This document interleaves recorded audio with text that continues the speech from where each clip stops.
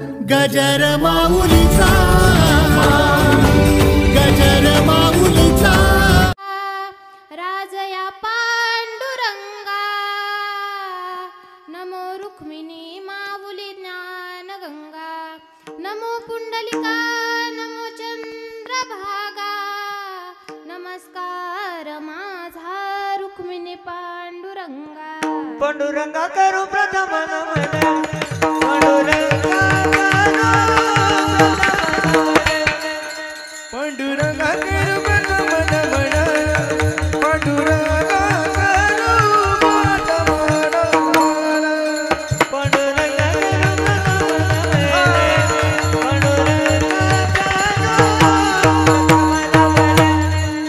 पांडुरंगा करू प्रथम नमन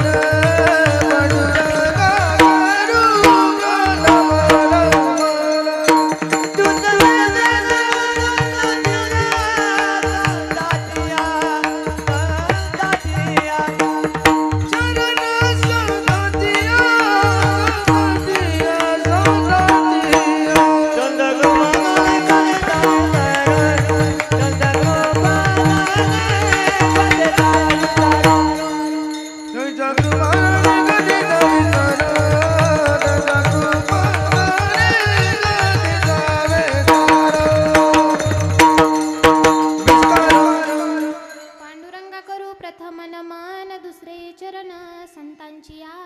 त्यांच्या कृपात आणि कथेचा विस्तारू बाबाजी सद्गुरु दास तुका अलंकापुरी रम्य सिंहासनस्थं पदांभोज तेजस स्फुरदित प्रदेशं विदिन्द्रादिदेवे सदा स्तूयमानं समाधिस्थ मूर्तिं भजे ज्ञानदेव ओम नमो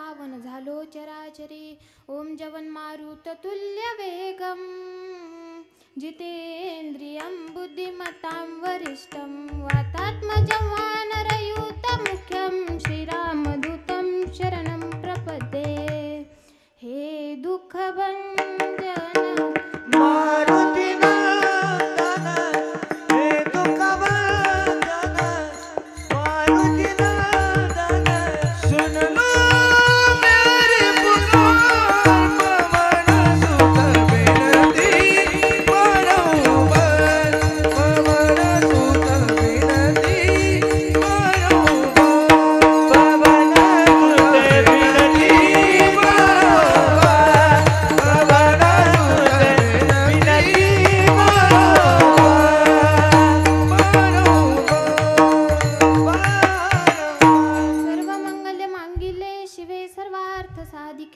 शरण्ये त्र्यंबके गौरी नारायणी नमोस्तुते या देवी सर्वभूतेषु शक्तिरूपेण संस्थिता नमस्तस्ये नमस्तस्ये नमस्तस्ये नमो नमः अनादि निर्गुण निर्गुण प्रकटली भवानी निर्गुण प्रकटली भवानी ओमय सुरमर्दनाला ओमय सुरमर्दनाला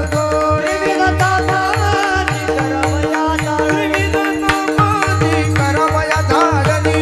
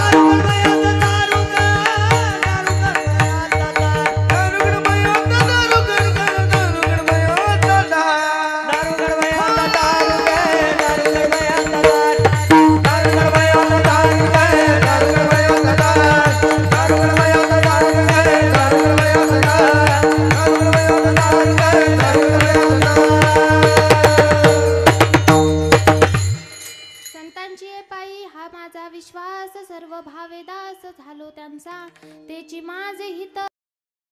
आमच्या पाठातील सर्वांचा आवडता अभंग संतपर प्रकरणातील अभंग आज आपण सेवेकरता घेतलाय. विठ्ठल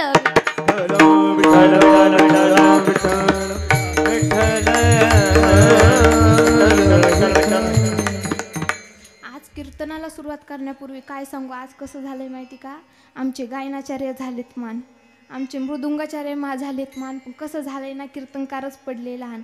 एखादी बिल्डिंग बांधायची असल्यावर बाजूंनी कोण लागतो, स्ट्रॉंग पिलर लागता. आता इथं पिलर म्हणजे आपले टाळकरी आणि स्लॅब म्हणजे कीर्तनकार. एक जरी पिलर डॅमेज झाला तर स्लॅबला तडा जाण्याची दाट शक्यता आहे. म्हणून जेवढं महत्व कीर्तनकाराला तेवढंच महत्व कलाकारांना. विठ्ठल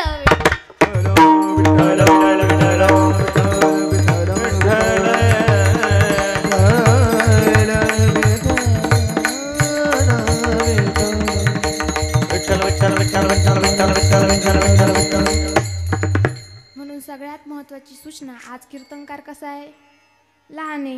म्हणून कीर्तन चालू असताना कोणी झोपायचं नाही. आणि चष्म्यावाल्यांकडे जरा बारीक लक्ष ठेवा. का तर ते चष्म्याच्या आत कधी डोळे झाकतील काही सांगता येत नाही. महाराज बघा, कीर्तन सुरू होण्याच्या आधी एक दृष्टांत तुम्हाला सांगून जाईल. एका बाजारामध्ये एक आजी विंचू घेऊन बसलेली होती. काय विंचू, महिला मंडळ बोलत चालायचं. कीर्तन कुणाच्या पार्टीचं आहे, तुमच्या पार्टीचं, बोलत चालायचं. एक आजी बाजारामध्ये काय घेऊन बसली होती, विंचू घेऊन बसली होती. महाराज आता विंचू घेऊन बसल्यानंतर एक गिऱ्हाईक त्या आजीकडे आलं. आजीला सांगितलं, म्हटलं आजी हा सगळ्यात मोठा साईजचा विंचू कितीला दिला. आजीनं सांगितलं, म्हणे काही नाही बाबा, फक्त 10 रुपयाला दिला. म्हणे आजी जो मीडियम साईजचा विंचू त्याची किंमत काय. आजीनं सांगितलं त्या पण विंचूची किंमत फक्त 10 रुपये. आता यानं शेवटचा प्रश्न विचारला, म्हणे आजी जो सगळ्यात लहान साईजचा विंचू आहे ना त्याची किंमत काय. आजीनं सांगितलं, बाबा तू मोठा घे, मीडियम घे किंवा छोटा घे, किंमत सारखीच. म्हणे आजी असं का बरं, एक सुद्धा विंचू सारखा नाही, काही मोठे काही मीडियम काही लहान, मग त्यांची किंमत सारखी का. आजीनं सुंदर उत्तर दिलं, म्हणे हे बघ बाबा, विंचू लहान असो मोठा असो चावल्यानंतर त्याचा ठणका एकच असतो, तसा कीर्तनकार लहान असो किंवा मोठा असो दणका एकच असतो. महाराज विठ्ठल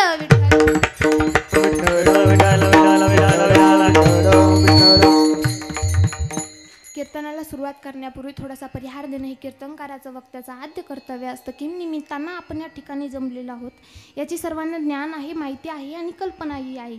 तरी पण ते सांगणं हे सांगणाऱ्याचं किंवा वक्त्याचं आद्य कर्तव्य असतं. या निमित्तानं चालू असलेला हा अखंड हरिनाम सप्ताह रामपूर आणि या सप्त्यातील आज 3ऱ्या दिवसाची सेवा ही माझ्यासारख्या बालक पांभराकडे आली म्हणून मी एकदा सप्ताह कमिटीचे मनपूर्वक आभार व्यक्त करते. बघा गोड कलाकार उपस्थित आहे. महाराज हात जर बघितला ना कशाचीच कमी नाही. महाराज गोड पखवाज वाजवतात. महाराजांचं वैभव महाराज खरात ना, वैभव महाराज खरात गोड पखवाज वाजवतात. महाराज वैभव महाराजांचे एकदा मनपूर्वक आभार व्यक्त करते. इकडे आमचे महाराज वैभव महाराज, वैभव महाराज, दीपक महाराज, अक्षय महाराज, महाराज तिन्ही कलाकार गोड, त्यांच्यासाठी एकदा जोरात टाळी वाजवा. आणि जर कीर्तन चालू असलं सगळ्यात महत्त्वाची गोष्ट, एखादं प्रमाण आवडलं, एखादं वादन जर आवडलं ना तर हाताने टाळी वाजवत जा. महाराज निस्तेच येऊन बसले, झोपा किती. महाराज तुमच्या डोळ्यावर सप्त्याची सगळ्यात मोठी चूक आहे. कधीच सप्त्यात कीर्तनाच्या आधी पंक्ती ठेवायच्या नाही. एक तर 7 ते 9 कीर्तन ठेवायचं आणि मग पंक्ती ठेवायचा. महाराज काही काही तर 150 असे असता. महाराज फक्त खायला येता. आज कसला बेत होता, जिलेबीचा बेत होता. महाराज खाल्ला आणि गेले. महाराज म्हणून सप्ताह कमिटीच्या वतीने सेवा माझ्यासारख्या बालक पामराकडे आली म्हणून एकदा सप्ताह कमिटीचे मनपूर्वक आभार व्यक्त करते. इकडे आमच्या तुळशीवाल्या मावशींचे एकदा मनपूर्वक आभार व्यक्त करते. आमच्या विण्यावाल्या ताईंचे एकदा मनपूर्वक आभार व्यक्त करते. आमचे सर्व टाळकरी त्यांचेही एकदा मनपूर्वक आभार व्यक्त करते. साऊंड सिस्टीमवाले दादा गोड सिस्टीम लावली त्यांचेही एकदा मनपूर्वक आभार व्यक्त करते. आमचे चॅनलवाले दादा गजर माऊलीचा चॅनल आहे, दादाही या ठिकाणी उपस्थित आहे. दादाचे एकदा मनपूर्वक आभार व्यक्त करते. तसेच त्यांच्या माध्यमातून ही सेवा माझ्यापर्यंत पोहोचली ते आमचे सुधाकर बाबा नरोडे आणि समाधान मामा नरोडे दोघांचेही एकदा मनपूर्वक आभार व्यक्त करते.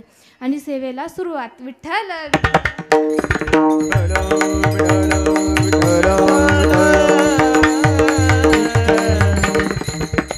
जो अभंग आज आपण सेवेकरता घेतलाय की संतांचे पायी हा माझा विश्वास. तुकाराम महाराज म्हणतात की मी फक्त संतांच्या पायावर विश्वास ठेवलाय. मी काया वाचा मनाने त्यांचा दास झालेलो आहे. माझं जे काही हित आहे ना ते संतच करतील महाराज. म्हणून ज्याप्रमाणे संत मला उपदेश करतील त्याप्रमाणेच मी वावरणार आहे.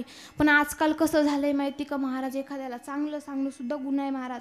कोणी कुणाला उपदेश करावा हेच कळत नाही. मग जे तुकोबराय आपल्याला आज उपदेश करताय एवढं खात्रीने सांगतायत की मी विश्वास कशावर ठेवला? संतांच्या पायावर विश्वास ठेवला महाराज. सांगणाऱ्याचा अधिकार तेवढा मोठा पाहिजे बाबा. आता जर इथं सप्ताह चालू आहे आणि एखादं छोटं पोरगं उठलं आणि त्यानं सांगितलं हा कीर्तनकार नाही हा कीर्तनकार टाका, असं नाही असं करा, तुम्ही त्याचं ऐकशाल का?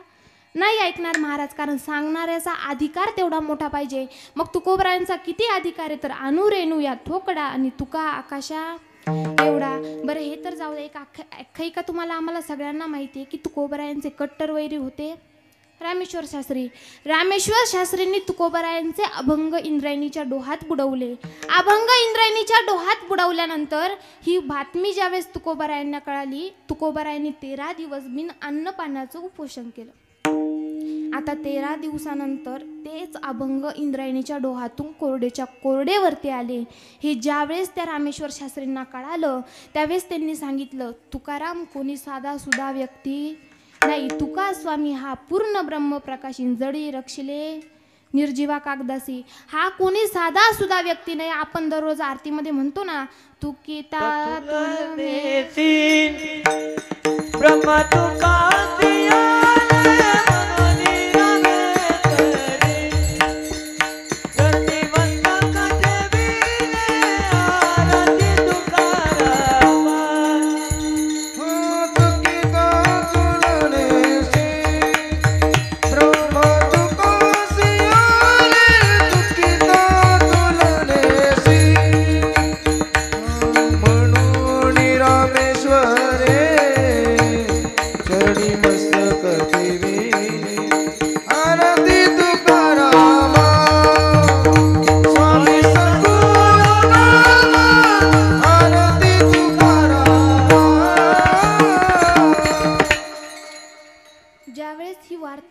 शास्त्रींना कळाली त्यावेळेस रामेश्वर शास्त्रींनी सांगितलं हा कोणी व्यक्ती साधा सुद्धा नाही. मग तेच तुकोबराय आपल्याला आज सांगतायत की मी विश्वास कशावर ठेवला तर संतांच्या पायावर विश्वास ठेवलाय.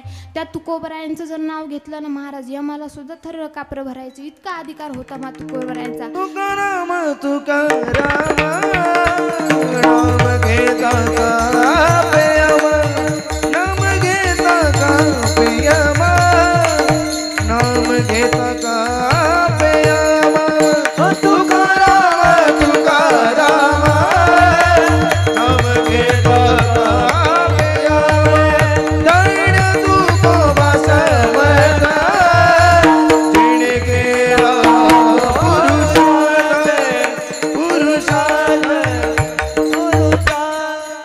तुकाराम महाराजांचं नाव घेतलं की आम्हाला सुद्धा खापर भरायचं इतका अधिकार होता महाराज तुकोबरायांचा.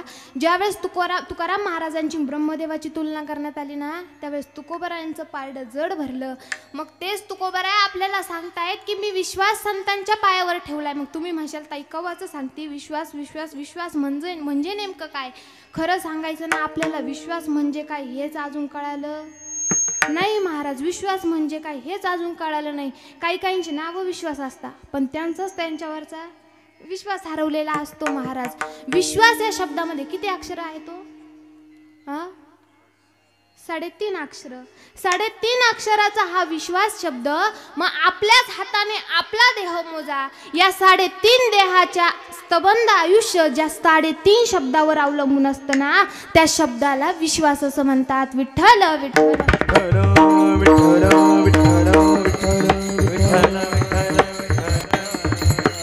मग जे तुकोबराय आपल्याला सांगताय की मी संतांच्या पायावर विश्वास ठेवलाय. मग आपण त्यांचं ऐकायला पाहिजे ना.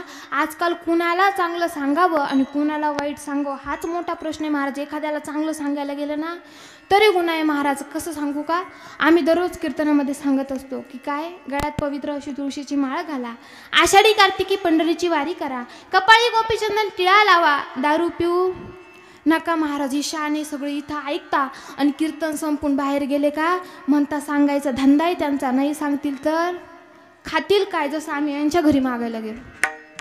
कोरोनाच्या काळात कीर्तनं बंद होती, मग आमच्या महाराज लोकांनी त्यांची धोत्र विकली का?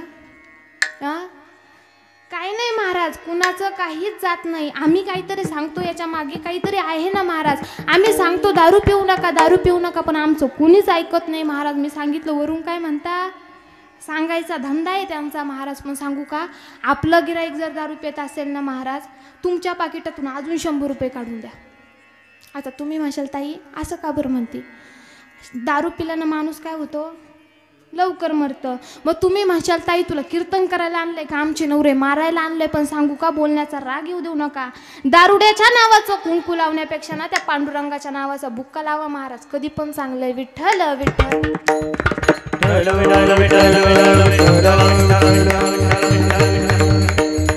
दारुड्यांचं कसं आहे माहिती का, जीवनच बाटलीवर अवलंबून आहे. जन्माला आला आईचं दूध आटलं म्हणून लावली दुधाची बाटली, शाळेत जाऊ लागला चालू केली थंड्याची बाटली, उच्च शिक्षण सुरू केलं चालू केली बिअरची बाटली, पण ती बरी नाही वाटली म्हणून चालू केली देशी बाटली, ती पण बरी नाही वाटली म्हणून चालू केली इंग्लिश बाटली, ती बरी वाटली पण तिनं खिशाची तिजोरी फाटली म्हणून चालू केली गावठी बाटली, ती पण बरी वाटली पण ओव्हरलोड होऊन आतडे फाटली. डॉक्टरकडे गेला, डॉक्टरने लावली सलाईनची बाटली, तिनं काही हाऊस भागेना महाराज, शेवटी प्राणज्योत मावळली, डेड बॉडी घरी आणली, शेवटची आंघोळ घातली गुलाब पाणी आणि अत्तराची बाटली, तरी हाऊस नाही फिटली, शेवटी चितेवर ओतली रॉकेलची बाटली, तिथंच सगळी हाऊस फिटली. विठ्ठल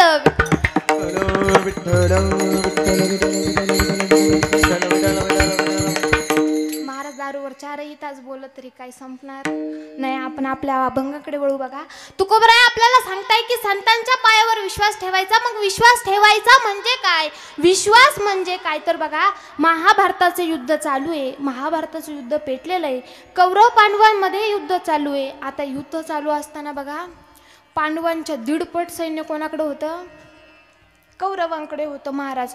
पांडवांच्या 1.5 सैन्य कौरवांकडे होते, तरी पांडवांच्या एक सुद्धा बलाढ्य सैनिकाच्या केसाला सुद्धा धक्का लागत नव्हता, की एकाला सुद्धा मरणाला झुंज द्यावी लागत नव्हती. पण जे कौरवांकडचे जे सैन्य होते, कृपाचार्य द्रोणाचार्य भीष्माचार्य यांना मरणाला झुंज द्यावी लागत होती. हे सगळं दृश्य दुर्योधन आपल्या डोळ्याने पाहत होता. ज्याला हस्तिनापूरच्या गादीची लालच लागलेली महाराज, त्यानं पांडवांकडे मागितलं, नाही तुम्हाला पूर्ण द्यायचं ना अर्ध द्या, नाही अर्ध द्यायचं तर 5 गावीच तरी द्या, पण सांगितलं पांडव सुईच्या टोकावर बसतील एवढं सुद्धा भेटणार नाही महाराज. तोच दुर्योधन. तर दुर्योधन विचार करतोय, अरे आपल्याकडे यांच्या 1.5 सैन्य आहे, पण आपल्या सैन्यांना मरणाला झुंज द्यावी लागते आणि या पांडवांकडच्या सैन्याच्या एकाच्या सुद्धा केसाला धक्का लागत नाही. तितक्यात त्या ठिकाणी पितामह आले भीष्माच्यांकडे. पांढरं वस्त्र न्यायलेले महाराज, त्यांनी अंगावर ते चेहऱ्यावर अलौकिक असं तेज आहे त्यांच्या. राजकारणामध्ये आणि युद्धनीतीमध्ये अगदी निपुण असलेले ते पितामह त्या ठिकाणी आले. आता पितामह त्या ठिकाणी आल्यानंतर या दुर्योधनाला काहीच आवरेना महाराज. दुर्योधनाने सांगायला सुरुवात केली, पितामह हम जानते हैं जब से युद्ध शुरू हुआ है तब से हम देख रहे हैं कि पांडव के पास के जो युद्ध है उनमें से अभी तक एक भी मरा नहीं, जमीन पर गिरा नहीं, और हमारे पास के जो जो बलाढ्य सैन्य है वो मर रहे हैं, जमीन पर गिर रहे हैं. ऐसा क्यों हो रहा है, तुम हमारे पास है शरीर से और तुम मन ही मन चाहते हो कि जीत पांडव की होनी चाहिए और हार हमारी होनी चाहिए, सच है ना. असं त्या दुर्योधनाने त्या पितामहांना सांगितल्यानंतर त्या पितामहांना काही सहन झालं नाही महाराज. जो व्यक्ती सत्याने वागतो ना, जो अगदी खरं वागतो महाराज, त्याला खोटं सहन होत नाही. आता त्या पितामहांनी सांगितलं म्हणे, हे बघ दुर्योधना, जसं तुला वाटतंय तसं माझ्या मनात काहीच नाही म्हणे, पण जरी तुला माझ्याविषयी जर शंका आली असेल ना, तर हा गंगेचा पुत्र भीष्मा शपथ घेतोय. बघा सूर्यास्ताची वेळ आहे, सगळं युद्ध थांबलेलं आहे, कारण सूर्यास्ताच्या वेळी युद्ध थांबलं जातं. महाभारताचं युद्ध चालू आहे महाराज. भगवान परमात्मा त्या अर्जुनाचं रथाचं सारथ्य करताय, सगळे पांडव स्तब्ध उभे आहे आणि अशा वेळी ते शपथ घेताय की उद्या सूर्यास्त होण्याच्या वेळी एक सुद्धा पांडव जिवंत राहणार नाही. आता आनंदच झाला महाराज. पांडव जिवंत राहणार नाही म्हणजे महाभारताच्या युद्धाचा शेवट होणार. आणि आता महाभारताच्या युद्धाचा शेवट झाला की ती हस्तिनापूरची गादी मला भेटणार खूप आनंद झाला महाराज. फक्त गुलाबजाम तोंडात टाकायचे आणि फटाके फोडायचेच बाकी राहिले. इतका आनंद झाला महाराज. आता मला सांगा, आपल्याला जर एखाद्याने सांगितलं की तू उद्या मरणार आहे, आपल्याला रात्रभर झोप येईल का हो? नाही येणार महाराज. पण त्या पांडवांना इतकंही माहित होतं की उद्याचा दिवस आपला शेवटचा दिवस, तरी सगळे पांडव गाढ झोपलेले होते महाराज. आता पहाटे 3 वाजेच्या टायमिंगला भगवान परमात्मा त्या अर्जुनाकडे आले. अर्जुनाला सांगितलं, अरे अर्जुना उठ रे बाबा उठ. आता असं सांगितल्यानंतर अर्जुनाने सांगितलं म्हणे, देवा पहाटे 3ची झोप म्हणजे कोणती झोप? साखर झोप महाराज. आणि अशा वेळेला देवा तुम्ही आम्हाला कशाला उठवताय? देवानं सांगितलं म्हणे, अरे अर्जुना आत्ता जर झोपला ना तर कायमचा झोपशील. म्हणे असं का म्हणताय? म्हणे अरे तू कालची शपथ ऐकली नाही का? म्हणे हो ऐकली ना, की त्या पितामहांनी शपथ घेतली की उद्या सूर्यास्त होण्याच्या वेळी एक सुद्धा पांडव जिवंत राहणार नाही. मी ऐकलंय. म्हणे मग तू कोण आहे? म्हणे हो मी पण 3 नंबरचा पांडव आहे. म्हणे मग तुला झोप कशी आली? म्हणे तुम्हाला सांगू का भगवान परमात्मा, मला झोप येण्याचं कारण, मी जरी 3 नंबरचा पांडव असलो ना तरी पहिला नंबर कुणाचा आहे? माझाच आहे. कारण मीच असतो त्यांच्या रथाच्या समोर. पण तरी मी झोपलो का? तर मला जिवंत ठेवणारा जागा आहे, मग मला जिवंत राहण्याची गरज काय? याला काय म्हणता? विश्वास म्हणता महाराज. की त्यानं भगवान परमात्म्याला सांगितलं की मला जर जिवंत ठेवणारा जागा आहे तर मला जागा राहण्याची गरज नाही. मग हाच विश्वास तुकोबारांनी कुठं ठेवला? तर तुकोबाराय सांगतात, संतांची पायी हा माझा विश्वास, सर्व भावे दास झालो त्यांचा. मग जे तुकोबाराय संतांविषयी इतकं कौतिक करताय, इतकं आपल्याला सांगताय, ते संत म्हणजे कोण? तर सुभाषितकारानं गोड वर्णन केलंय. सन्मार्गवर्ती ना संत हा, तद्रूपेन विद्यावीन रूप हे, ऐव वर्तते इति संत हा. सन्मार्गाने वर्तन करणारे, देव स्वरूप असणारे, विद्या विनिमय यामध्ये परिपक्व असणारे, जगत कल्याणाकरिता उत्तीर्ण झालेले, त्यांना काय म्हणता? संत म्हणतात. मग या संतांनी या भूतलावर का अवतार घेतला? तर जगाच्या कल्याणा, संतांच्या विभूती आणि देह कष्ट विती परोपकारे, जगाच्या कल्याणाकरिता संत महात्म्यांनी या मृत्यूलोकामध्ये अवतार घेतला. मग जगाचं कल्याण म्हणजे काय? नेमकं करायचं काय होतं? तर जगाला ज्ञान देण्यासाठी त्या भगवंताने, त्या संतांनी इथं अवतार घेतला. मग आपल्याकडे काय पाहिजे? ज्ञान पाहिजे महाराज. लोक आम्हाला म्हणतात, ताई जन्माला आलो, आता मरायला टेकलो, पण गुरु केला नाही. महाराज तू मरायला टेकला पण तुझं आयुष्य वाया गेलं ना महाराज. कारण गुरु विना अनुभव कैसा कळे? जर गुरुच केला नाही तर तुला अनुभव कुठून कळणार? म्हणून जीवनात आल्यानंतर आपल्याकडे ज्ञान पाहिजे महाराज. आपल्याकडे जर ज्ञान असलं ना तर 4 लोक आपल्याला विचारता, पण अज्ञान जर असलं ना आपल्याला कुत्रं सुद्धा खात नाही. आज मी तुमच्या सगळ्यांपेक्षा लहान आहे, सगळ्यांपेक्षा लहान कीर्तनकार आहे, पण जरी मी तुमच्या समोर आले ना, कितीही वयोवृद्ध माणूस असू द्या बाबा, तू कमरेत वाकणार, दोन्ही हात जोडणार आणि तोंड भरून काय म्हणणार, ताई जय हरी. मग तो मला वागतो का? तर नाही, तो माझ्याकडे काहीतरी ज्ञान आहे म्हणून तो माझ्या समोर वागतो. मी काहीतरी तुम्हाला तुकोबारायांच्या ज्ञानोबरायांच्या काहीतरी गोष्टी सांगते म्हणून तुम्ही माझ्या समोर वागता का? फुकट वागता? नाही. माझ्या गळ्यामध्ये पवित्र अशी तुळशीची माळ आहे म्हणून तुम्ही मला नमस्कार करता. तुम्ही मला नाही तर माझ्या ज्ञानाला नमस्कार करता. पण आजकाल कसं झालंय माहिती की एखाद्याकडे जर अज्ञान असलं ना तर तो ते कबूल करायला तयार होत नाही. या जगामध्ये कोणी अज्ञानच कबूल करायला तयार नाही महाराज. एक दिवस आम्ही कीर्तनाला गेलो. कीर्तनाला गेल्यानंतर त्या ठिकाणी एक माणूस उभा होता. म्हटलं काय होता दादा तुमचं इंग्रजी कसं काय? म्हणे ताई माझं इंग्रजी असं आहे का तसं, तुमचं सुद्धा नसल. आता असं सांगितल्यानंतर म्हटलं दादा समोर जो माणूस उभा आहे ना त्याला इकडं बोलवा. तो म्हणतो एक्सक्यूज मी कम हिअर. आता मला वाटलं खरंच लय हुशार आहे महाराज. तो माणूस जवळ आला. म्हटलं दादा आता त्या व्यक्तीला त्याचं नाव विचारा. हा म्हणतो व्हॉट इज युअर नेम? तो म्हणतो रमेश. आता एवढं सांगितलं. म्हटलं ठीक आहे दादा तुझी हुशारी मला कळाली. आता फक्त शेवटचा प्रश्न विचारते. त्या रमेश काकाला तू तिथून इकडं बोलवलं ना, आता परत इथून तिकडं पाठव. महाराज तू हुशार होता, बहुतेक पुतळेवाडीचाच असावा.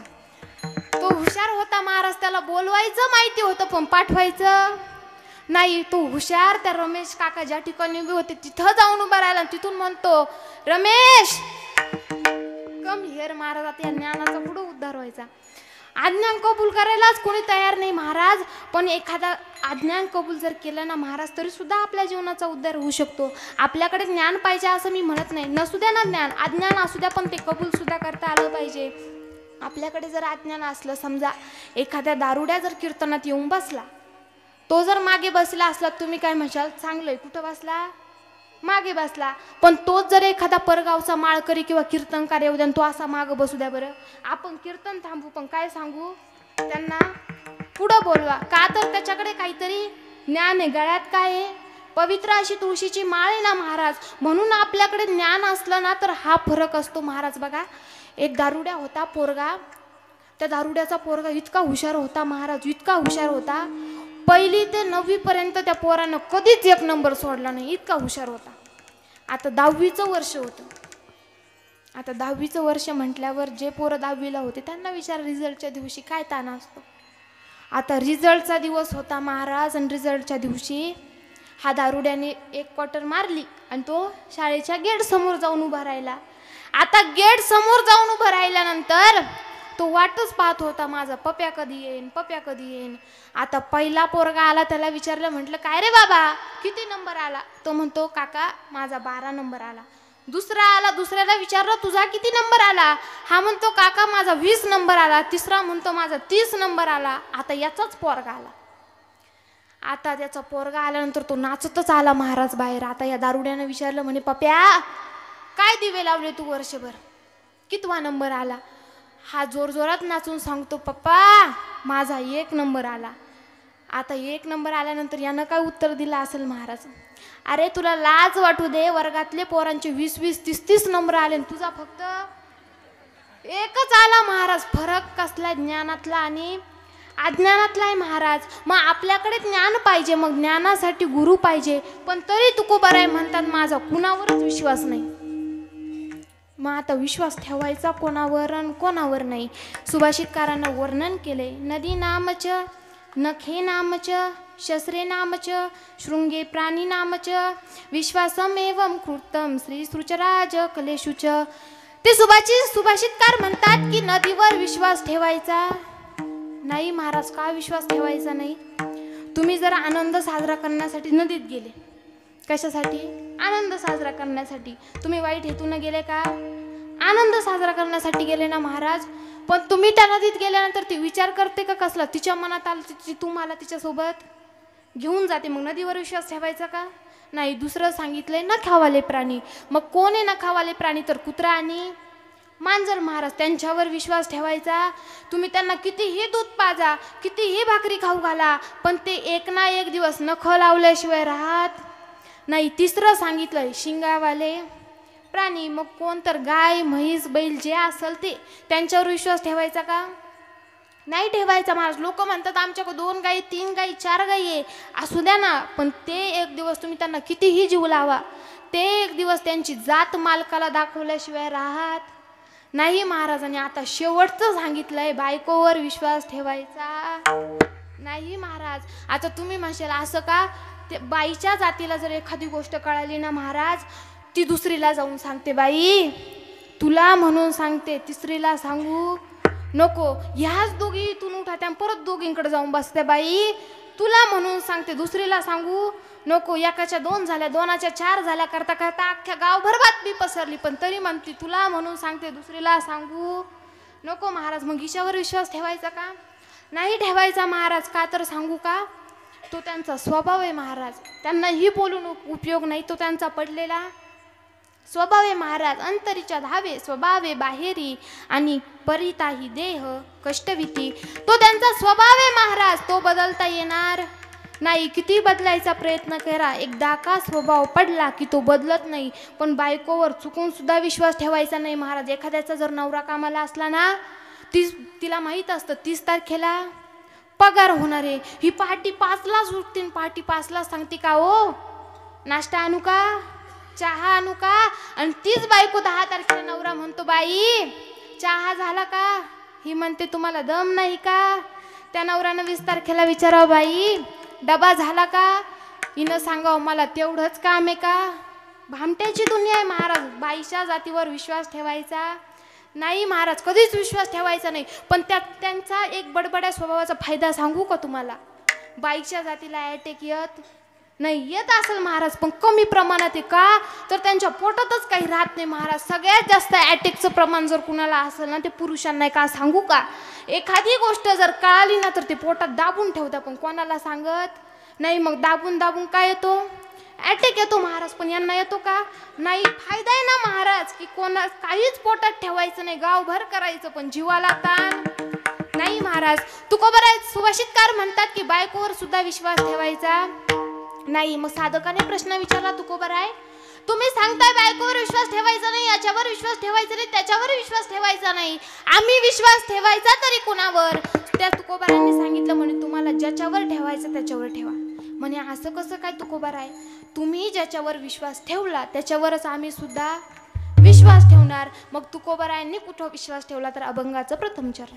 स्वतःची पायी हा माझा विश्वास, स्वतःची पायी हा माझा विश्वास, स्वतःची पायी हा माझा विश्वास, स्वतःची पायी हा माझा विश्वास,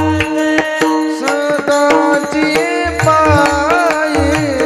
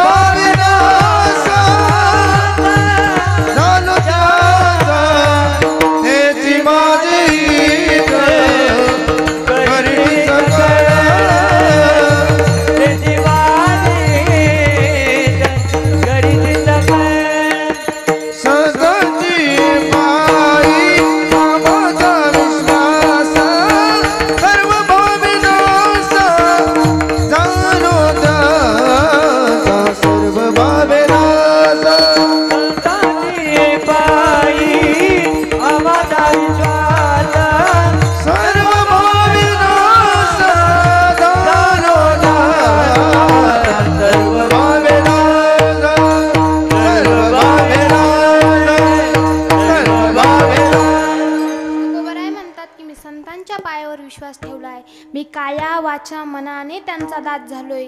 मग काया वाचा मनाने त्यांचा दास होणं म्हणजे नेमकं काय करणं? तर हातानं टाळी वाजवणं, मुखानं नामस्मरण करणं. महाराज आज तुम्ही कीर्तनात येऊन बसले, कीर्तनात कशासाठी येता? काहीतरी आपल्या तोंडून देवाचं नामस्मरण घडावं. पण आपण आता खरं खरं सांगायचं महाराज, तुम्हाला हनुमंताची शपथ आहे, इतके प्रमाण म्हटले, इतक्या चाली महाराजांनी म्हटल्या. कोणी कोणी टाळ्या वाजवल्या? खोटं बोलायचं नाही. वाजवल्या का? नाही वाजवल्या. हा महिला मंडळ तुमचा कसला टाईम असतो सांगू का? सिरियल बघण्याचा टाईम असतो ना. एवढा मोठा जर वेळ तुम्ही चुकून जर इथं येत असतील, कशासाठी येता हो? काहीतरी भगवंताचं भजन घडावं ना आपल्या तोंडून. मग आल्यानंतर हाताने टाळी वाजवली पाहिजे, मुखानं नामस्मरण केलं पाहिजे. कर टाळी बोला मुखी नाम, लागोनिया पाया विनवितो तुम्हाला, कर टाळी बोला मुखी नाम. आपल्या हातून काहीतरी भगवंताचं नामस्मरण घडलं पाहिजे, यासाठी आपण इथं येतो. पण सांगू का? कितीही ओरडून ओरडून सांगा महाराज, कितीही सांगा, तुम्ही ऐकणार नाही. पण तुम्हाला सांगू का, कीर्तनात बसल्यानंतर एखाद्याला झोप आली, एखाद्याला जर बोर झालं, एखाद्याला करमलं नाही, तर तुम्ही जगाच्या पाठीवर कोणत्याही कोपऱ्यात जा, तुम्हाला आनंद भेटणार नाही. कारण विठ्ठल विठ्ठल म्हणा वेळोवेळ आणि हा सुख सोळा. स्वर्गी नाही महाराज. म्हणून जिथं तुम्हाला जर इथं आल्यानंतर बोर झालं ना महाराज, तुम्ही जगाच्या कोणत्याही कोपऱ्याचा आनंद भेटणार नाही. मग हाताने टाळी वाजवली पाहिजे, मुखाने नामस्मरण केलं पाहिजे, पण आपल्याला ते गोड लागत नाही. आपण फक्त बायको जे सांगणार ना तेच ऐकतो महाराज, आपण दुसरं ऐकत नाही. आम्ही किती सांगितलं ना गळ्यात पवित्र अशी तुळशीची माळ घाला, नाही घालणार महाराज. बरं घालती तर नाही, कोरोनाच्या काळात चांगल्या चांगल्यांनी माळी काढल्या, पण सांगू का भेटणार आहे. मांस खाण्याचा अधिकार कुणाला आहे हो? जे प्राणी जिभेने पाणी पितात. आपण पाणी कशाने पितो? ओठाने पाणी पितो. गाय पाणी कशाने पिते? तर ओठाने पाणी पिते. कुत्रा पाणी कशाने पितो? जिभेने. मांस खाण्याचा अधिकार कुणाला आहे? कुत्र्याला. मग आपण ठरवा आपण कोण आहे. म्हणून माझी विनंती आहे, मांस खाऊ नका. गळ्यात पवित्र अशी तुळशीची माळ घाला, आषाढी कार्तिकी पंढरीची वारी करा महाराज. पण आपल्याला बायको जे सांगेल ना तेच आपण ऐकतो. जय देवी जय देवी जय माझी बायको, तुझे जे सांगेल तेच मी ऐको. जय देवी मी तुझा भोप्या, तू माझी बायको. जय देवी जय माझी बायको. भोप्या जर म्हणाला ना महाराज मी वावीला जाऊन येतो, माझं काम आहे, तर ही इकडून गागलीच. काय गरज नाही वावीला जायची आणि काम तिथलं करायची. लाडक्या बहीण योजनेचे फॉर्म सुटले, ते भरा. आपली की नाही लई वनवन चालू आहे महाराज. विठ्ठल विठ्ठल.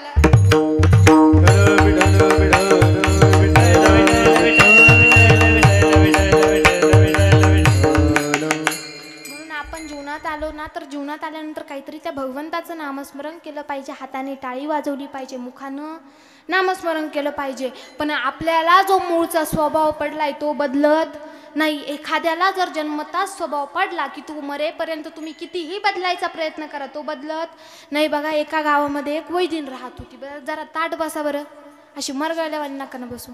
विठ्ठल विठ्ठल.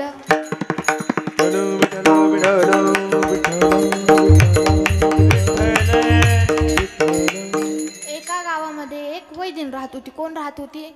आता पटापट उत्तर द्यायची. कोण? जोरात बोला जरा. कोण? वैदिनीचा धंदा काय महाराज? सुया घे, पोत घे, दामन घे. माझ्याकडे अशी बघू नका, मी कोण आहे? कीर्तनकर वाटते ना तुम्हाला? त्या वैदिनीचा धंदा महाराज की दररोज गावोगाव हिंडायचं गागायचं. सुया घे, पोत घे, एवढंच काम महाराज तिचं. आता एक दिवस एका गावामध्ये एक वैदिन आली. ती चालली होती रस्त्याने आणि त्या गावचा जो राजा होता तो आपल्या महालात बसलेला होता. त्या राजानं त्या वैदिनीचा आवाज ऐकला आणि त्या राजानं मनोमन विचार केला, अरे जिचा आवाज इतका सुंदर आहे ती किती दिसायला सुंदर असेल. महाराज लग्न करीन तर वैदिनीशीच करीन, नाही तर करणार नाही महाराज. ठरलं राजाचं. आता तो उठला आणि आपल्या राजवाडीच्या खिडकीतून खाली डोकावला. बघितलं महाराज की ती खरंच वैदिन जेवढी तिचा आवाज सुंदर ना महाराज, तेवढीच ती दिसायला सुंदर होती. या धर्ममंडपामध्ये एकही नाही दाखवायला, इतकी सुंदर होती महाराज. आता इतकी सुंदर होती महाराज, मी तुम्हाला काहीच बोलत नाही महाराज. विठ्ठल विठ्ठल.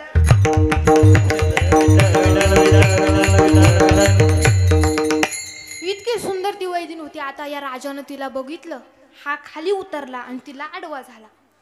तिला सांगितलं म्हणे, हे बघ वैदिन, तू जरी दररोज जर गावोगावी हिंडत असेल ना, हे मला माहिती की तू काय करते, गावोगावी हिंडती, 4 भाकरी 4 घरं मागती, त्यावर तुमचा उदरनिर्वाह होतो, हे मला माहिती आहे. तरी लग्न करीन तर तुझ्याशीच करीन, नाही तर करणार नाही महाराज. त्या वैदिनीनं सुंदर उत्तर दिलं म्हणे, महाराष्ट्रातील जर तरुणींशी जर लग्न करायचं असेल तर परमिशन कुणाची घ्यावी लागते?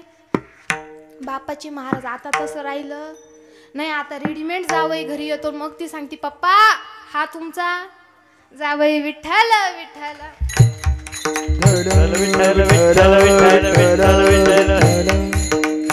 त्या वैदिनीनं सांगितलं म्हणे, हे बघा, तुम्हाला जर माझ्याशी लग्न करायचं असेल तर आधी माझ्या वडिलांची परवानगी घ्यावी लागेल.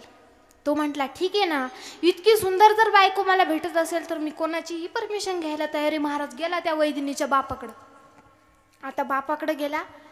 बापाकडे गेल्यानंतर त्या बापाला सांगितलं म्हणे, हे बघा, मला माहिती आहे तुमची पोरगी वैदिन आहे म्हणे. मग म्हणे, मला माहिती तुमची पोरगी दररोज 4 घरच्या भाकरी मागते, त्यावर तुमचा उदरनिर्वाह होतो. म्हणे, हो माहिती आहे. मग काय? म्हणे, मी लग्न करीन तर तुमच्याच पोरीशी करीन, नाही तर करणार नाही, आता राजानं सांगितलं म्हणे, हे बघा संसार कुणाला करायचा आहे? पोरीला करायचा आहे. तुमच्यासोबत तुमच्या राजाची राणी कोणाला व्हायचंय? माझ्या पोरीला व्हायचंय. मग मला विचारून काय फायदा आहे का? त्या बापानं सांगितलं म्हणे तुम्ही तिलाच विचारा आणि तिच्याशीच बोला.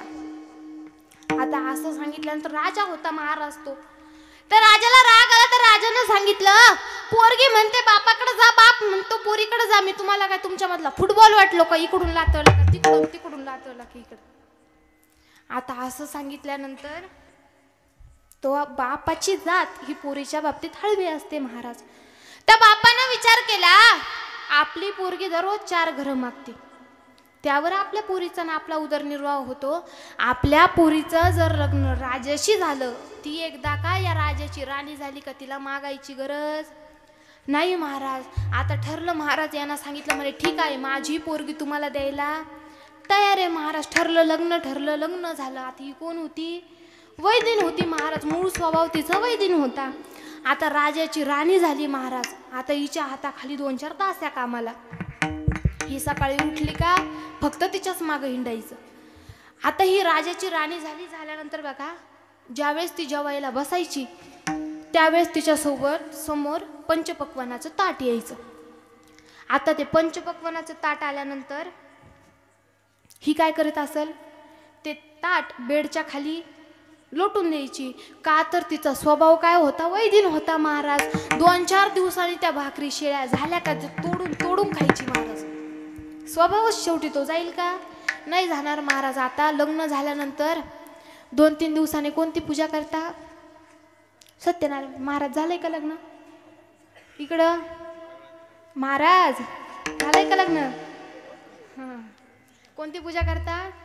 सत्यनारायण पूजा महाराज. आता सत्यनारायणाच्या पूजेच्या दिवशी पूजा पार पाडली. पूजा पार पाडल्यानंतर राजाची जी बहीण होती ना, म्हणजे त्या वैदिनीची नणंद, ती समोर आली. तिनं सांगितलं म्हणे, वहिनी लग्न झालं, आता पूजा सुद्धा झाली महाराज. आता काय घ्या? नाव घ्या. आता कीर्तन कुणाच्या पार्टीचं आहे? आपल्या पार्टीचं महाराज. आता पटकन एकीने उठायचं, इथं यायचं, नाव घ्यायचं, परत जाऊन बसायचं. उठा पटकन चला. तोपर्यंत कीर्तनच होणार नाही पुढं. उठा पटकन चला. कोणी उठाय की नाही?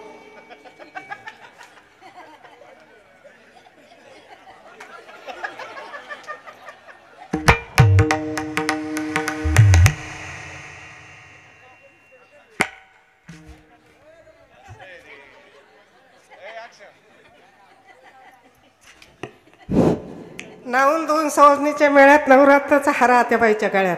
आत्याबाईच्या पोटी जलमला हिरा, पाटलाच्या मंडपाला महत्याचा तुरा. पाटलाच्या मंडपाचा झोक, कमरी करगोट्याचा घोक. महापुराला आला ललाड, माडी बांधली 3 ताळ.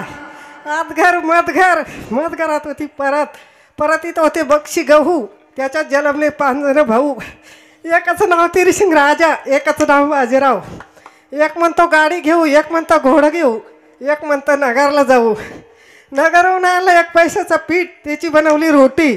चला जाऊ कृष्ण भेटी घेतल्या लाह्या. चला जाऊ पंढरपूर पाया. पंढरपुरात विठोबा रखमाईच्या मूर्ती. चला जाऊ कुशावरती जळत होता दिवा. चला जाऊ महादेवाच्या पिंडी. पार्वतीच्या शिंगी येत होती राम लक्ष्मणाची दिंडी. पाहत होते मज्जाना, हाका मारली लयत लिमगावच्या राजाचे लोळत होते बनतीचे सोगे. पुढं होते बाळ कळस उभे. बाळ कळसाचे 56 लिहून पाठवले पत्र. तरी आमची पार्वती रागात. चला जाऊ तुळशी भागात उभी होते इटभर. नजर गेली चांगदेवाच्या भेटीवर. चांगदेवाचे सोन्याचे पावलं, गोरखनाथ पाटलांचं नाव मला ताईने हौसाना घ्यायला लावलं.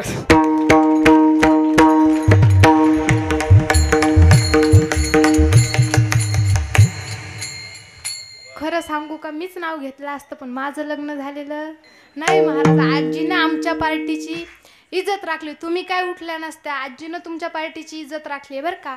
बरं आता जाऊ दे. राजाच्या राणीनं नाव घेतलं म्हणे, पांढऱ्या दुधाची मऊ साय. पांढऱ्या दुधाची मऊ साय. हरिश्चंद्र राजाची राणी नाव घेते भाकरीवाड घे माय. विठ्ठल विठ्ठल विठ्ठल विठ्ठल विठ्ठल विठ्ठल विठ्ठल विठ्ठल विठ्ठल. राजाची राणी झाली पण मागायचा स्वभाव गेला का? आवरिता परी आवरिता परी दरिताही पर्या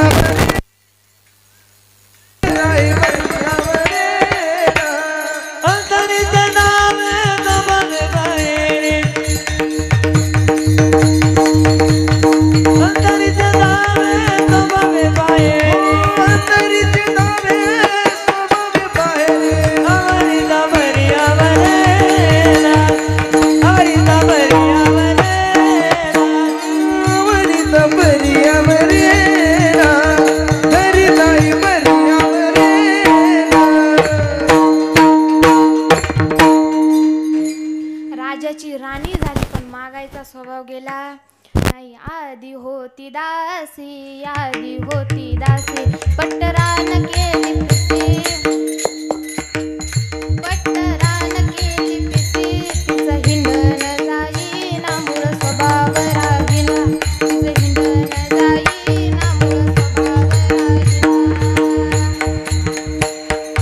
राजाची राणी झाली महाराज पण मागायचा स्वभावच गेला नाही. तसा आपल्याला एकदा का मूळचा स्वभाव पडला की तो तुम्ही कितीही बदलण्याचा प्रयत्न करा तो बदलत नाही महाराज. मग या स्वभावामुळं आपल्या हातून काहीतरी वाईट किंवा चांगलं कर्म घडतं ना महाराज. जसं आपण कर्म करू ना तसं फळ आपल्याला भेटत असतं. कारण सांगू का, महाभारतामध्ये सुदामा देवास सगळ्या ज्योतिषांनी सांगितले होते काय तर मरेपर्यंत तुझ्या नशिबी 18 विश्वे दारिद्र्य. आता 18 विश्वे दारिद्र्य म्हणजे काय तर कायमची गरिबी आहे. पण तोच सुदामा ज्यावेळेस श्रीकृष्ण भेटीस गेल्यानंतर देवानं त्या सुदाम्यास आंघोळ घातली आणि ज्यावेळेस गंध लावण्याकरिता कपाळावरून हात फिरवला ना महाराज त्यावेळेस त्याची कर्मरेषा पुसली गेली निकडे सोन्याची. सुदामा नगरी तयार झाली महाराज. जसे कर्म कराल तसे फळ भेटत असते. म्हणून जीवनात आल्यानंतर आपण काय केलं पाहिजे, चांगले कर्म केले पाहिजे. आपण दुसऱ्यासाठी जेवढा मोठा खड्डा खणला तितका मोठा आपल्यासाठी तयार आहे महाराज. दुसऱ्याचं कधीच वाईट चितू नये महाराज. आम्ही कीर्तनाला जाण्याच्या आधी सुरुवातीला ज्यावेळेस मी कीर्तन करायला लागली, हे पण माझं काय जास्त कीर्तन नाही, 6वंच कीर्तन आहे. पण पहिल्यांदा दुसऱ्यांदा ज्यावेळेस माझं कीर्तन होतं त्यावेळेस गावचे लोक म्हणायचे एवढी पोरगी तिला काय जमणार. कसं झालंय माहिती आहे का, आपल्याच लोकांनी आपल्याला बाजूला टाकून दिलंय महाराज. दुसरीकडचे लोक आणायचे आणि त्यांचीच वाहवा करायची महाराज. सांगू का, आमच्यासारख्या लेकरांना जर तुम्ही व्यासपीठ दिलं नाही ना तर आम्हाला काहीच भेटणार नाही महाराज. पुढे आम्ही बोलूच शकणार नाही ना महाराज. आमचं जे काही आहे ते सगळं तुमच्याच हातात आहे महाराज. म्हणून दुसऱ्यासाठी कधीच वाईट चितवायचं नाही महाराज. जसे तुम्ही कर्म कराल ना तसे फळ तुम्हाला भेटत असते. कारण राजा दशरथाला किती पोरं होती, 4 पोरं होती. पण अंतकाळी एक तरी जवळ होता का, नव्हता. चौघे पुत्र दशरथ अजकाळी कही नवता अजकाळी कही नवता अजकाळी कही नवता. चौघे पुत्र दशरथ अजकाळी कही नवता अजकाळी कही नवता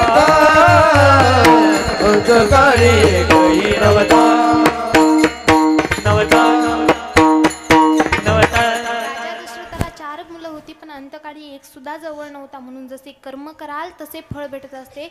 एक विनोदी उदाहरण आहे महाराज, पण सिद्धांत गोड आहे बघा, लक्षपूर्वक ऐका. एका गावामध्ये एक जोडपं राहत होतं. आता त्या जोडप्यामधली जी सून होती ना महाराज लय खट्याळ होती. त्या जोडप्यातले सांगते मी महाराज, वडून घ्यायला टाइम नाही लागत, कोणालाही बोला.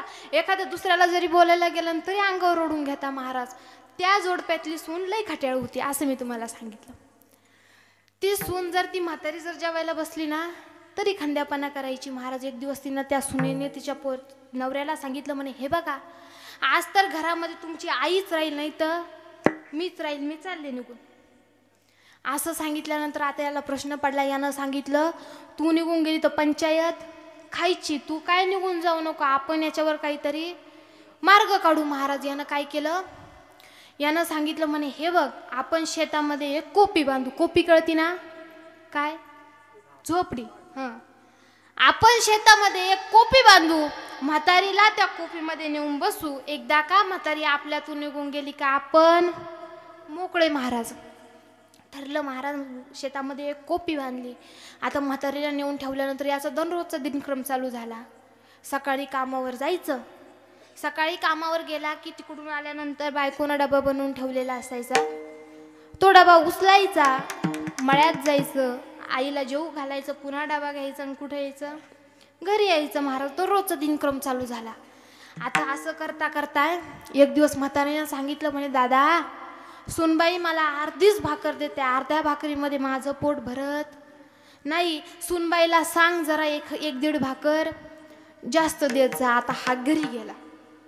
बायकोला सांगितलं म्हणे, काय ग तू माझ्या आईला अर्धीच भाकर देते, अर्ध्या भाकरीत आईचं पोट भरत नाही, तू उद्यापासून एक दीड भाकर वाढवून देत जा. महाराज असं सांगितल्यानंतर ती पेटली. आता तिनं सांगितलं, तुमची आई जोपर्यंत आपल्यात होती तोपर्यंत भांडणच लावायची ना. आता आपल्यातून तिकडं मळ्यात नेऊन टाकली तरी भांडणच लावते महाराज. आता तर मी राहतच नाही, आता मी चालले निघून. आता असं सांगितल्यानंतर त्यानं सांगितलं म्हणे, बाई तू निघून जाऊ नको, याच्यावर आपण काहीतरी मार्ग काढू. ती म्हणे, काय मार्ग काढायचा? म्हणे काहीच नाही. मळ्यात जायचं, कोपीच्या चारही बाजूने रॉकेल वतायचं. एकदा का कोपी पेटवली, म्हातारी एकदा का वरती गेली का मग आपण कायमचेच मोकळे. आता असं सांगितल्यानंतर आनंद झाला महाराज सुनबाईला. आता हा कामावर गेला, कामावरून घरी आला. म्हणे, अगं ऐकलंस का, आजच्या दिवस आपल्या दोघांचाच स्वयंपाक बनव, म्हातारीचा करू नको. म्हणे, का बरं असं? म्हणे, मी जर म्हातारीला डबा घेऊन गेलो ना, मी जोपर्यंत परत निघत नाही तोपर्यंत म्हातारी झोपत नाही महाराज. त्यामुळे तू काय डबा करू नको, मी डबा घेऊन जाणार नाही. त्यामुळे म्हातारी वाट पाहून पाहून एकदा झोपली की आपण कोपी पेटवायला मोकळे. महाराज गेले. ठरलं महाराज आता या दोघांनी जेवण केले. 10-11 वाजले. पण म्हातारी जुन्या काळची होती महाराज, ती काय आत्ताच्या काळची होती का? हुशार होती महाराज म्हातारी. त्या म्हातारीच्या कोपीपाशी एक वस्ती होती. असते ना मळ्यामध्ये जवळजवळ अशा वस्त्या. त्या वस्तीवर या म्हातारीची एक म्हातारी मैत्रीण राहत होती. ही त्या कोपीतून उठली आणि त्या मैत्रिणीकडे जाऊन बसली. आता पोरग आलं. त्यानं पाहिलं की घराचं दार बंद आहे, पण त्यानं पाहिलंच नाही बाहेरून बंद आहे का, त्यानं फक्त पाहिलं की बंद आहे. आता बंद दार दिसल्यानंतर यानं काय केलं, कोपीच्या चारही बाजूने रॉकेल वतलं, कोपी पेटून दिली महाराज. आता त्या कोपीचा धूर जाळ त्या म्हातारीला शेजारच्या वस्तीवर दिसला. आता त्या उजेडामध्ये म्हातारीला तिचं पोरग दिसलं. म्हातारीने विचार केला, हा डाव नक्की कुणाचा आहे? माझ्या सुनेचा आहे. महाराज म्हाताऱ्या बाया कशा टकमक पाहत आहे. हा डाव नक्की कुणाचा आहे? माझ्या सुनेचाच आहे महाराज, दुसरं कोणीच करू शकणार नाही असं. आता म्हातारी हुशार होती महाराज. म्हातारी तिथून उठली आणि एका वडाच्या झाडावर जाऊन बसली. आता वडाच्या झाडावर जाऊन बसल्यानंतर त्या ठिकाणी चोर आले. आता चोरांनी जर चोरी केली महाराज, चोर एकटा राहतो का कधी? 4-5 जण होते महाराज. त्यांनी इतकी चोरी केली होती महाराज, इतकी चोरी केली होती. पैसा म्हणू नका, सोनं म्हणू नका, जे नाही ते म्हणू नका, इतकं चोरलेलं होतं. आणि झाडा खाली कशाला आले? हुशार आहे बाबा. विठ्ठल विठ्ठल आता झाडाखाली आले वाटण्या करायला. बरं आता वाटण्या करायला बिलगले. हा दुसऱ्याला म्हणतो, मी काय वाटण्या करत नाही, तूच कर. दुसरा म्हणतो, मी काय वाटणी करत नाही, तूच कर. झाले महाराज त्यांच्यामध्येच भांडणं सुरू. आता हिनं वरती शांत राहावं का नाही? ही वरून म्हणते, कोणीहीच वाटण्या करू नका, वाटण्या करायला मी खाली येते. आता असा कल्पना करा, आता इथून कीर्तन संपलं की मळ्यात जायचं आणि एखाद्या झाडाखाली जाऊन बसायचं. आणि रात्री 12 वाजता एखादा वरतून आवाज येऊ त्या महाराज जागेवर अटक येईल ना. आता असा त्या चोरांना आवाज आईला. त्या चोरांनी विचार केला, झाडावर कोण बसलाय? भूत बसलं. इथं थांबण्यात अर्थ नाही महाराज. ते बांधाबांधानी पळत सुटले. आता म्हातारी हुशार होती, जुन्या काळची होती महाराज. ती म्हातारी झाडावरून खाली उतरली. जेवढं सोनं होतं तेवढं आपल्या लुगड्याचा पदर पुढं केला, अख्खं सोनं त्याच्यात भरलं. पुन्हा कुठं जाऊन बसली? झाडावर. तुम्ही म्हणशाल, ताई म्हातारीला झाडावर चढता येईल का? जुन्या काळची म्हातारी होती बघा नाही, तेवढं म्हाताऱ्या बसल्या. पाना त्यांच्या तोंडावर एवढं तेज आहे का महाराज? त्यांना फॅरन लवली लावायची गरज आहे का? कोणती क्रीम लावायची गरज आहे का? नॅचरल ग्लो आहे महाराज तो. त्यांना तुम्ही आत्ता पण कितीही काम सांगा, त्या तरुण पोरींना सुद्धा आवरायच्या नाही, इतक्या पळतील महाराज. जुन्या काळच्या म्हाताऱ्या त्या. आता ती म्हातारी तशीच होती, तिने झाडावरून खाली उतरली, लुगड्याचा पदर पुढं केला, सोनं जेवढं सगळं काही होतं एवढं पदरात भरलं, पदर धरला आणि पुन्हा कुठं जाऊन बसली, झाडावर जाऊन बसली. महाराज दिवस उगायचीच वाट पाहत होती. आता दिवस उगला, दिवस उगताच कुठं जाऊन उभी राहिली, लेकाच्या आणि सुनाच्या दारात जाऊन उभी राहिली. बोलत चालला ना थोडं तुम्ही, कुठं जाऊन उभी राहिली? लेकाच्या आणि सुनाच्या दारात जाऊन उभी राहिली. आता दारात जाऊन उभी राहिल्यानंतर ना पोरानं पाहिलं, म्हणे आई मी तर तुझी कोपी पेटवली, तू इथं कशी काय आली? आता आईनं सुंदर उत्तर दिलं, म्हणे हो ना दादा, तू माझी कोपी पेटवली, कोपी पेटवल्यानंतर मी धुराधुराने कुठं गेले? वरती गेले. म्हणे मग आई? म्हणे वरती गेल्यानंतर मला तुझा बाप भेटला. म्हणे मग आई काय सांगितलं तू पप्पांना? म्हणे मी तुझ्या वडिलांना सांगितलं की आपल्या पोराच्या डोक्यावर लई कर्ज झालंय, लईच कर्ज झालंय महाराज. मग तुझा बाप म्हटला तू कशाला काळजी करते, मी आहे ना, बघ तुझ्या बापानं किती सोनं आणि पैसा दिला. आता असं सांगितल्यानंतर सोन्याचं आणि पैशाचं नाव घेतलं का सुनबाई पळतच आली. सुनबाई म्हणते आत्याबाई खरंच वरती मामांजी भेटले का? म्हणे हो ना बाई, खरंच वरती मामांजी भेटले. म्हणे आत्याबाई जर तुम्ही वरती गेल्यानंतर तुम्हाला मामांजी भेटले तर माझे आई बाप नाही भेटले का? विठ्ठल विठ्ठल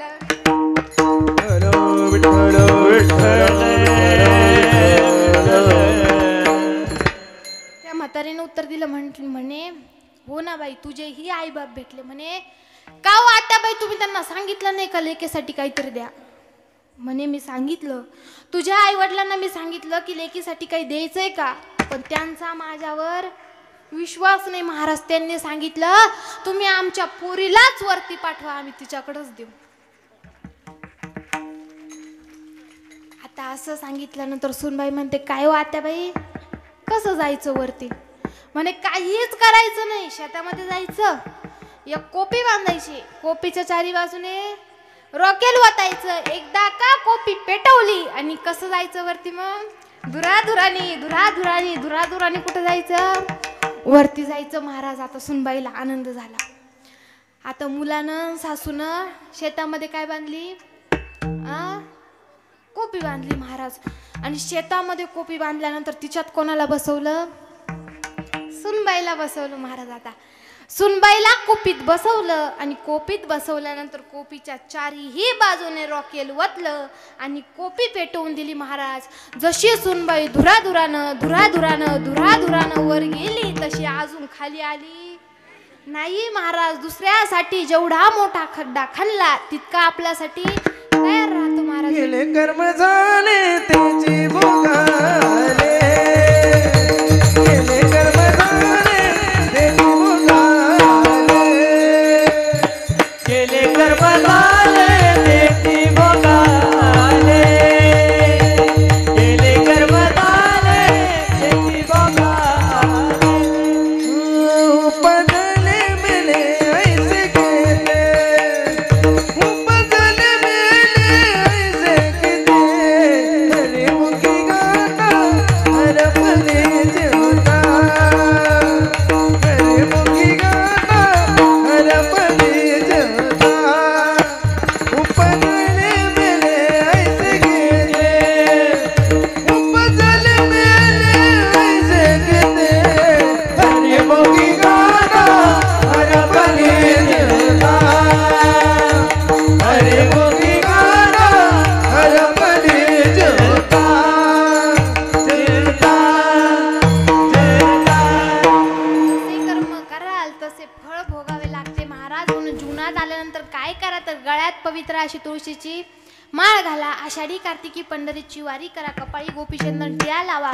तुम्ही म्हणशाल 3दा 4दा सांगितलं की कपाळात गोपीचंदन टिळा लावा, फायदा काय महाराज? आजकालचे लोक फक्त फायदा बघता महाराज. पण सांगू का, तुम्ही जर गोपीचंदन टिळा लावला ना काय भेटेल सांगता येत नाही. एका गावचा वकील होता. तो वकील दररोज कथा ऐकण्यासाठी जायचा.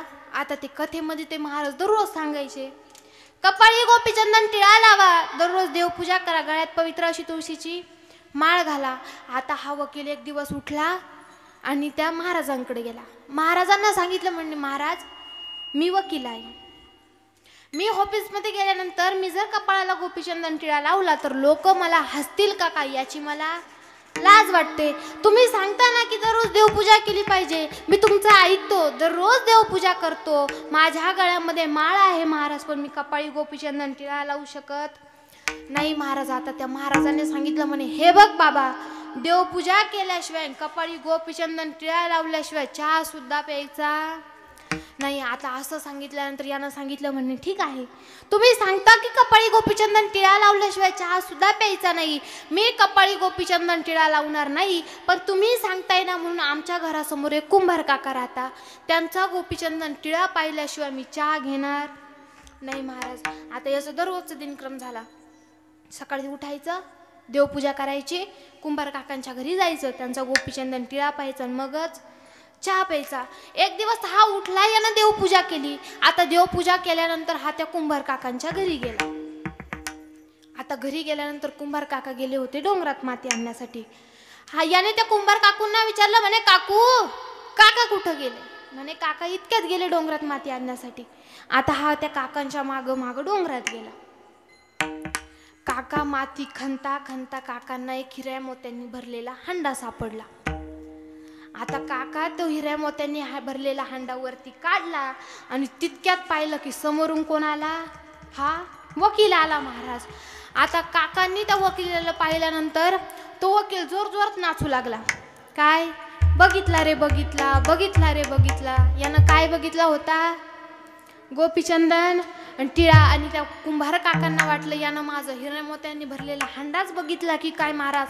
वकील पुढे पळतोय, हात कुंभार काका त्याच्या मागं पळताय.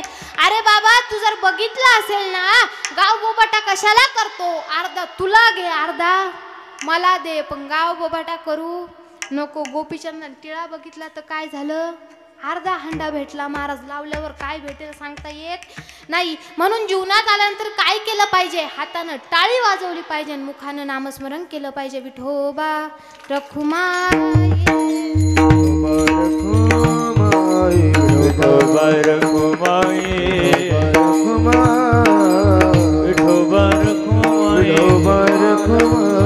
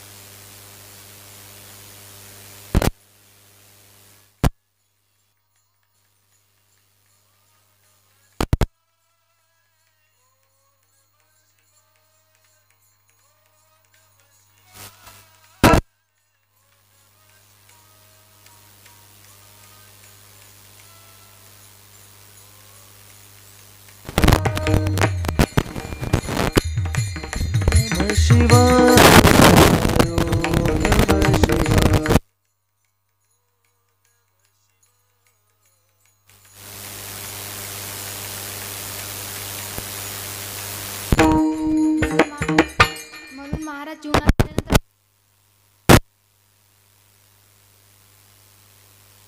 गोपीचंदन टिळा लावला पाहिजे, हातात नामस्मरण केलं पाहिजे. बघा आता 1 ते 1.5 तास आपण जरा हवामानाचा घेतला ना. आता जरा ठळक बातम्यांकडे वळू. स्त्रियांनी आपली भारतीय संस्कृती जपली पाहिजे. काय तर म्हणतात ना, आल्या गेल्याचा आदर, सासू सासऱ्यांची कदर, आता नका घेऊ. तिचा नेहमी डोक्यावर पदर, तिलाच म्हणतात इंडियन मदर. महाराज पूर्वीच्या महिला रुपया 2 रुपये इतकं कुंकू लावायच्या. आता कुंकू राहिलं. आता आली टिकली, म्हणून टिकली तर टिकली नाही तर कुंकली. कुंकावाल्या गेल्या, आता टिकली वाल्या आल्या. कुंकावाल्या गेल्या, आता टिकली वाल्या आल्या. बाथरूम मधल्या भिंती साऱ्या सुवासिनी हो झाल्या. बाथरूम मधल्या भिंती साऱ्या सुवासिनी हो झाल्या. म्हणून स्त्रियांनी आपली भारतीय संस्कृती जपली पाहिजे. महाराज आजकाल सगळे कीर्तनकार जर बघायला गेलं ना तर मुलींना बोलतात. खरं चांगली गोष्ट आहे, आपण कुणाला तरी ज्ञान दिलं पाहिजे ना महाराज, चांगली गोष्ट आहे, यात काहीच वाईट नाही. पण 6 वर्षाच्या मुलीवर बलात्कार होणं, अत्याचार होणं, त्या लेकराला काय कळतं की कुठपर्यंत कपडे घालावे आणि कुठपर्यंत नाही, तरीही त्या लेकरावर बलात्कार होतोय, अत्याचार होतोय. म्हणून तरुण मुलांनी आपली ही संस्कृती जपली पाहिजे. 16 वर्षाच्या असताना शिवाजी महाराजांनी काय केलं आणि आता आपण काय करतोय, म्हणून शिवाजी महाराजांचे विचार आपण आपल्या आचरणात आणले पाहिजे. तुम्हाला असं वाटतं का चंद्रकोर लावली आणि दाढी वाढवली म्हणजे शिवाजी महाराज होतं? असं काहीच नाही महाराज. त्यासाठी त्यांचे विचार आचरणात आणावे लागते. आपण जर शिवजयंती असलो ना तर काय लावतो? डीजे लावतो महाराज. पण शिवाजी महाराज असे राजे होऊन गेले, त्यांच्या दरबारामध्ये बाई नाचली नाही का तर शिवाजी महाराज बाया वाचवणारे राजे होते, नाचवणारे नाही. कोण होते शिवाजी महाराज? नव्हता कलम नव्हता कायदा म्हणून सुखी होती प्रजा. नव्हता कलम नव्हता कायदा म्हणून सुखी होती प्रजा. कारण सिंहासनावर होता माझा छत्रपती शिवबा, माझा छत्रपती शिवाजी महाराज एकच होते, एकच आहे आणि एकच राहणार. का तर भारतासारखा देश नाही, महाराष्ट्रासारखं राज्य नाही, पंढरपुरासारखं तीर्थ नाही, पांडुरंगासारखं दैवत नाही, ज्ञानेश्वरांसारखा संत नाही, ज्ञानेश्वरीसारखा ग्रंथ नाही, वारकरी संप्रदायासारखा पंथ नाही, रामकृष्ण हरीसारखा मंत्र नाही, रामायणासारखी आचारसंहिता नाही, कौशल्यसारखी आई नाही, दशरथासारखा बाप नाही, रामासारखा पुत्र नाही, सीतेसारखी सून नाही, लक्ष्मण भरतसारखं बंधू नाही, विभीषणासारखा मित्र नाही, रावणासारखा शत्रू नाही, हनुमंतरायासारखा सेवक नाही. हे शरीर पुन्हा पुन्हा नाही. जसं दही आंबट आहे तसं दुसरं आंबट काहीच नाही. मिठासारखं खारट नाही, कोल्ह्यासारखं लबाड नाही. या महाराष्ट्राला शोभा होणं परत शक्य. एकच राजा इथे जमला, एकच राजा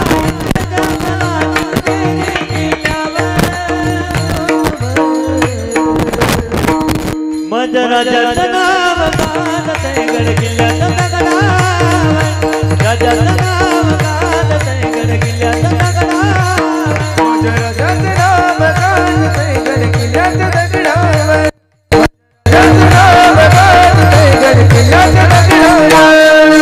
एकच राजा इथे जमला, एकच राजा इथे जमला, शिवनेरी किल्ल्यावर. मज राजाचं नाव गाजतंय गड किल्ल्याचं दगडावर. राजाचं नाव गाजतंय गड किल्ल्याचं दगडावर. राजाचं नाव गाजतंय गड किल्ल्याचं दगडावर. मज राजाचं नाव गाजतंय गड किल्ल्याचं दगडावर. म्हणून बघा छत्रपती शिवाजी महाराज एकच होते, एकच आहे आणि एकच राहणार. छत्रपती शिवाजी महाराजांसारखा हिरा पुन्हा होणं शक्य नाही. जो अभंग आज आपण सेवेकरता घेतलाय की संतांची हे पायी हा माझा विश्वास. तुकोबारायांनी आपल्याला सरळ सरळ सांगितलंय की संतांच्या पायावर मी विश्वास ठेवलाय. का मी काया वाचा मनाने त्यांना शरण गेलोय, कारण माझं जे काही हित आहे ते संतच करतील. त्यामुळे मी वचन देतो की ज्याप्रमाणे संत मला उपदेश करतील त्याप्रमाणेच मी वावरणार. अभंगाचे शेवटचे चरण. सेविन आवडी तुग मनी सेविन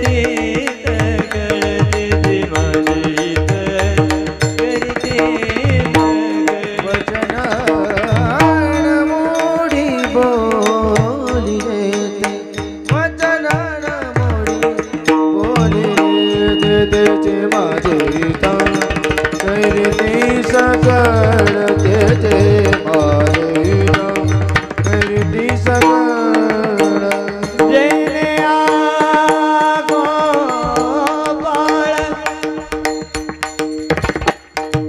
कृपा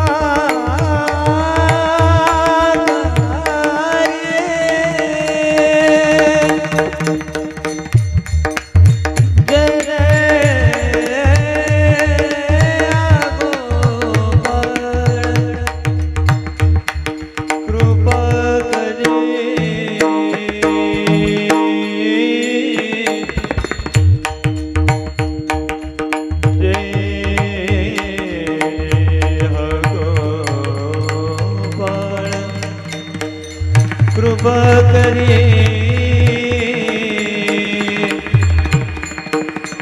जेने आगो बाळ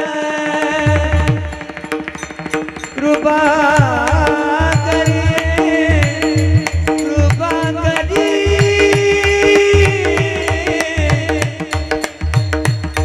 कृपा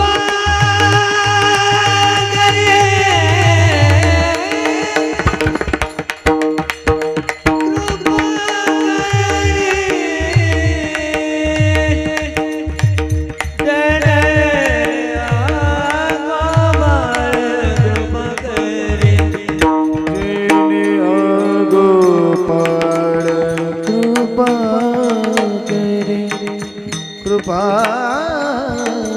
करे कृपा करे कृपा करे जेने गोपाळ जेने गोपाळ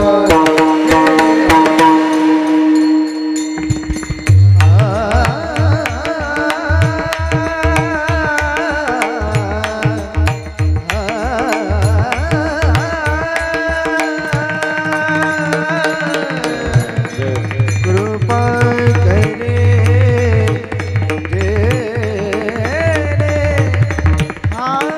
गोपाळ कृपा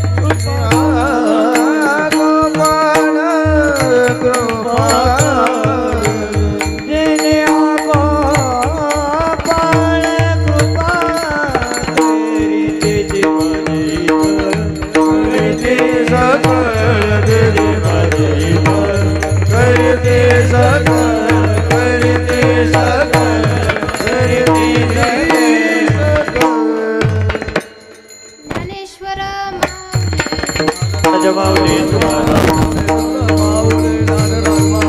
ज्ञानेश्वर माऊली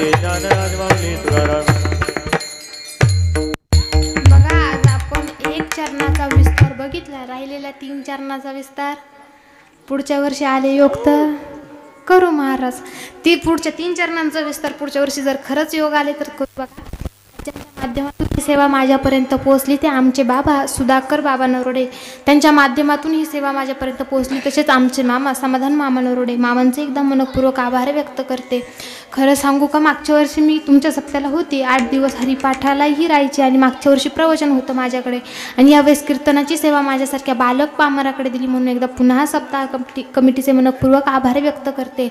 खरं सांगायचं झालं ना तर आजकाल आमच्यासारख्या बालकांना स्टेज हे उपस्थित करून देतच नाही, व्यासपीठावर जागा दिलीच जात नाही. का तर छोटा कीर्तनकार आहे, त्याला काय येणार आहे, अशी खंत आमच्या बाबतीत व्यक्त केली जाते. पण सांगू का, आपणच आपल्या लोकांना मोठं करणार आहे. तुम्हीच जर आम्हाला जर इथं संधी दिली नाही तर आम्हाला कोण संधी देणार आहे? आम्ही काय दुसऱ्या देशामध्ये जाऊन सांगायचं का आम्हाला कीर्तन येतं, आम्हाला कीर्तन करू द्या?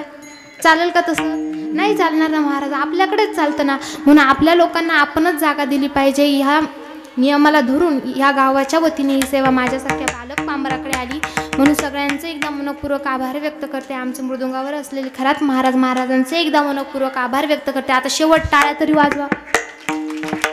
इकडे कायनावर असलेले आमचे वैभव महाराज असतील, अक्षय महाराज असतील, दीपक महाराज असतील, तिघांचेही एकदा मनपूर्वक आभार व्यक्त करते.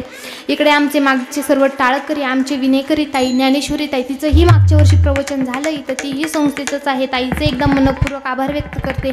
त्यांचे वडील या ठिकाणी उपस्थित आहे, त्यांचेही एकदा मनपूर्वक आभार व्यक्त करते. आमच्या तुळशीवाल्या मावशींचे एकदा मनपूर्वक आभार व्यक्त करते. आमचे चोपदार, आज जरा शंका होती कीर्तनकार लहान आहे काय, चक्कर येऊन पडतो काय, म्हणून खंबीर चोपदार उभे केले महाराज, त्यांचे एकदा मनपूर्वक आभार व्यक्त करते. आणि सगळ्यात महत्त्वाचं म्हणजे कार्यक्रम ज्यांच्यावर अवलंबून असतो ना ते आपले साऊंड सिस्टीमवाले दादा. गोड सिस्टीम लावली, एकदा सुद्धा शिट्टी मारली नाही, त्यांच्यासाठी जोरदार टाळी वाजवा. सर्वांचे एकदा मनपूर्वक आभार व्यक्त करते. खरं सांगायचं झालं तर गावच मामाचं आहे. आता कुणाकुणाची नाव घ्या, अजून जर नाव घ्यायला सुरुवात केली तर अजून 1 तास कीर्तन चालेल महाराज. चालेल का तुम्हाला? हां, सगळ्यांचे एकदा मनपूर्वक आभार व्यक्त करते. जर बोलण्याच्या ओघातून जर कुणाचं अंतकरण दुखवलं असेल, एखादा जर वाईट शब्द जर माझ्या तोंडातून गेला असेल तर तो माझा वाणीचा जो दोष समजा. जे काही चांगलं असेल ते गुरुवर्यांची गुरुकृपा, ज्यांच्यामुळे मी आज तुमच्या समोर उभी आहे त्या माझ्या गुरुवर्य महाराष्ट्रातील नामवंत युवा कीर्तनकार हरिभक्तीपरायण खुशालीताई उगले, ताईंमुळं मी आज तुमच्या समोर उभी आहे म्हणून ताईंचे एकदा मनपूर्वक आभार व्यक्त करते. ज्यांच्यामुळे मी आज तुमच्या समोर उभी आहे ते माझे आई वडील दोघंही या ठिकाणी उपस्थित आहेत, त्यांचे ही एकदा मनपूर्वक आभार व्यक्त करते. आमच्या गावावरून आलेले आमचे बाबाजी काका असतील, सुदाम काका असतील, त्यांचेही एकदा मनपूर्वक आभार व्यक्त करते. झालेली सेवा आई वडिलांच्या चरणी, गुरुवर्यांच्या चरणी, निवृत्तीनाथांच्या चरणी अर्पण. सेवेला पूर्णविराम. निवृत्ती राया